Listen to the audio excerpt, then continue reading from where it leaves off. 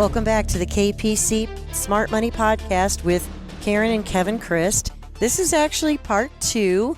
We started part 1 last week, and we're talking about how do you live on dividend income and how dividend income strategies can be great as you're preparing for retirement, but you don't need to wait until retirement in order to implement a dividend income type strategy.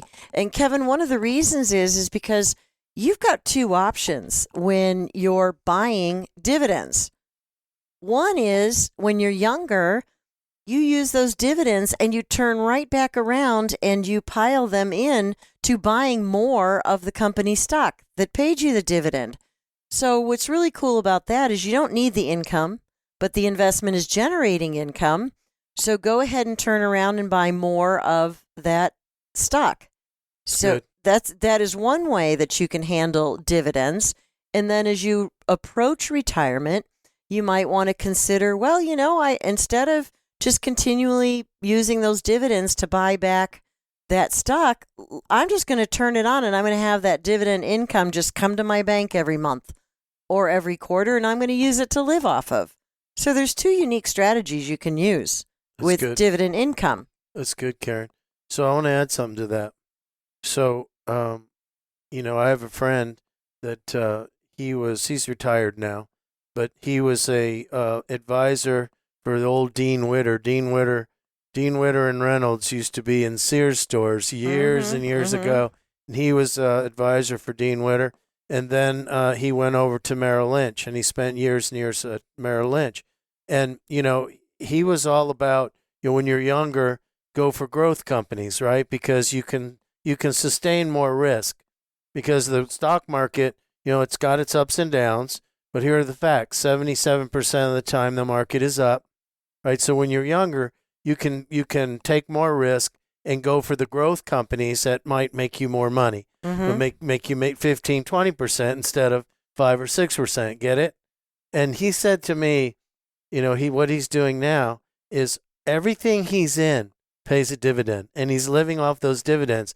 And he said to me, which surprised me, he said, Kevin, if I would have known what I've known now, I would have set up my portfolio with dividend companies instead of growth companies, because when the stock market crashed in 2000 into 2002, he goes, I got crushed and all of my customers, all my clients got crushed. And then again in 2008, if you were in a lot of growth stocks, you took a big hit and you had to wait for it to come back.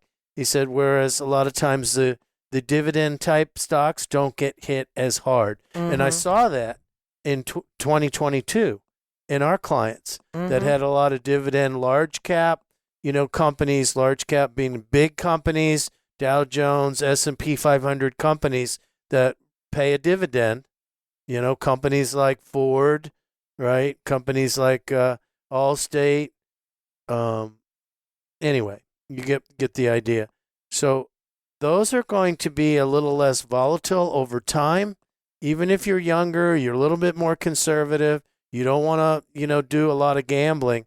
Sometimes having a dividend portfolio, or at least a portion of your portfolio in dividend stocks, not just to live off the income, but also to be a little bit less risky in growing your capital. Yep. And again, we want to make the distinction between dividend income and interest income.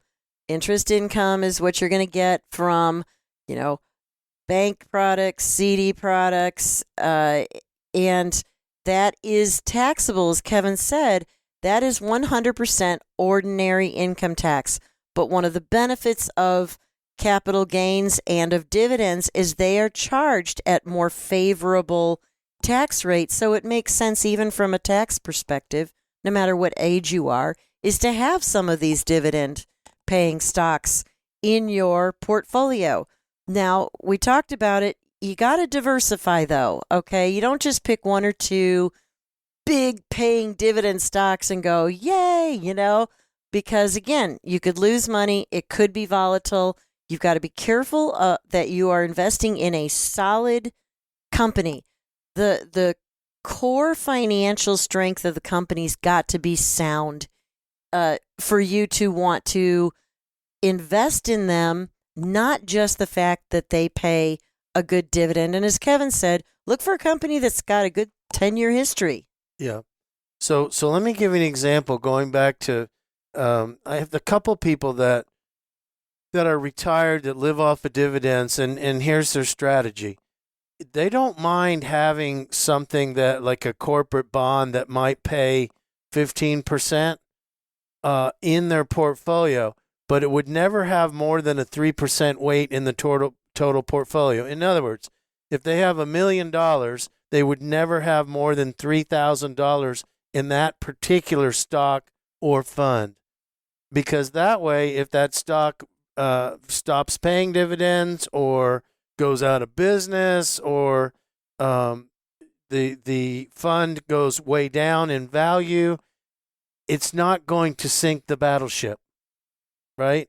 So if you're going to diversify that way, you're going to have maybe some solid blue chip companies that might only be paying 3 to 7%, but then you might sprinkle in a couple that are paying high monthly dividends. Like my dad, I think my dad takes way too much risk, but in his case, he could lose every bit of it and it wouldn't affect his lifestyle. Right. Because he's debt free and he's got pensions, et cetera, et cetera, et cetera.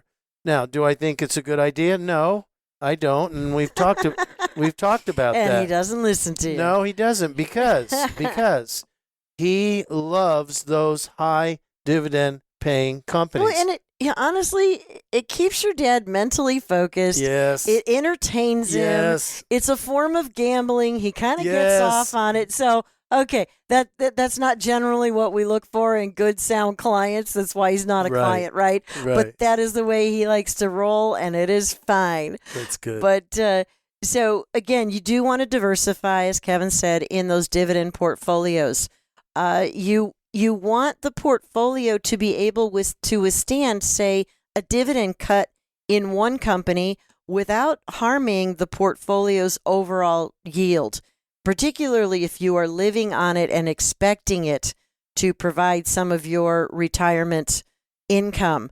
And to create a well-balanced dividend portfolio, you want companies that have different payout policies. You want to look for different sectors. And you want to look for different growth rates. And just to throw out an instance, this is not an investment recommendation. You might want to pair a slow-growing company that's got a high-yield dividend like AT&T with a lower-yield company like Starbucks that has a lower dividend rate, but it's likely to grow faster over time. And it has. Yeah, it has. What is it, dude? Does it say on what the dividend rate for? It's only like 2 Starbucks, or 3%? 1.85. Uh-huh. Yeah, so, but by combining higher yield, slower growing stocks, and making sure that you're covered in different investment sectors, and, even mixing up which ones pay monthly or quarterly should give you a pretty solid diversified start if you are just getting into dividend paying stocks. That's right. If you're going to try to create income that way, you have to be prepared for volatility.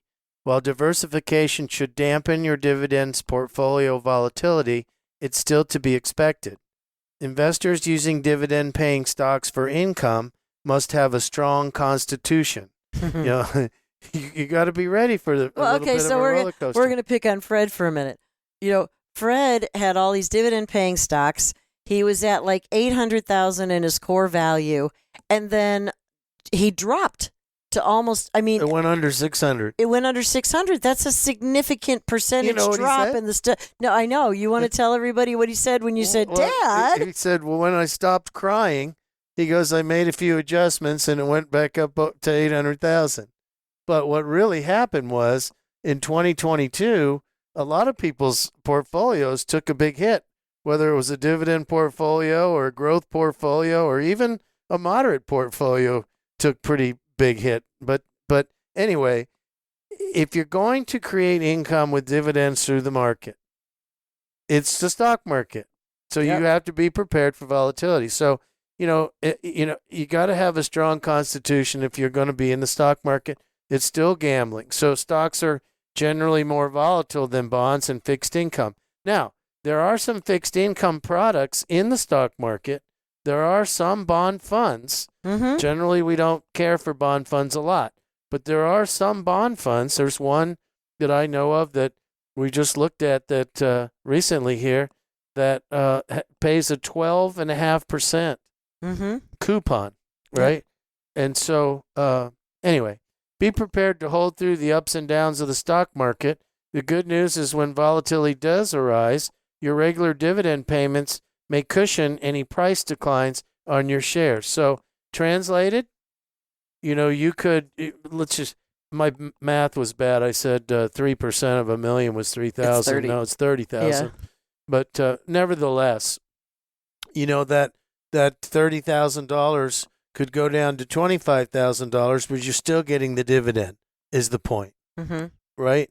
So if you can stomach the ups and downs of the stock market and you're getting your dividend income, then you've succeeded, Yes. right? You just have to be able to roll with the volatility. And that is all the time we have for creating income through dividends. We'll be back next week. Be blessed. You've been listening to the KPC Smart Money Podcast with Kevin and Karen Christ. To listen to more episodes, visit kpcsmartmoney.com.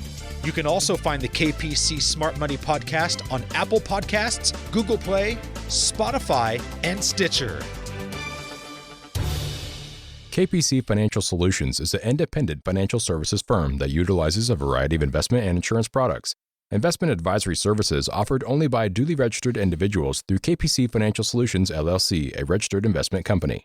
Investing involves risk, including the potential loss of principal. Any reference to protection, safety, or lifetime income generally refer to fixed insurance products, never securities or investments. Insurance guarantees are backed by the financial strength and claims-paying ability of the issuing carrier. This podcast is intended for informational purposes only. It is not intended to be used as the sole basis for financial decisions, nor should it be construed as advice designed to meet the particular needs of an individual's situation. KPC Financial Solutions is not permitted to offer, and no statement made during the show shall constitute tax or legal advice. Our firm is not affiliated with or endorsed by the U.S. government or any governmental agency. The information and opinions contained herein provided by third parties have been obtained from sources believed to be reliable, but accuracy and completeness cannot be guaranteed by KPC Financial Solutions. Hypothetical examples have been provided for illustrative purposes only. It does not represent a real-life scenario and should not be construed as advice designed to meet the particular needs of an individual's situation.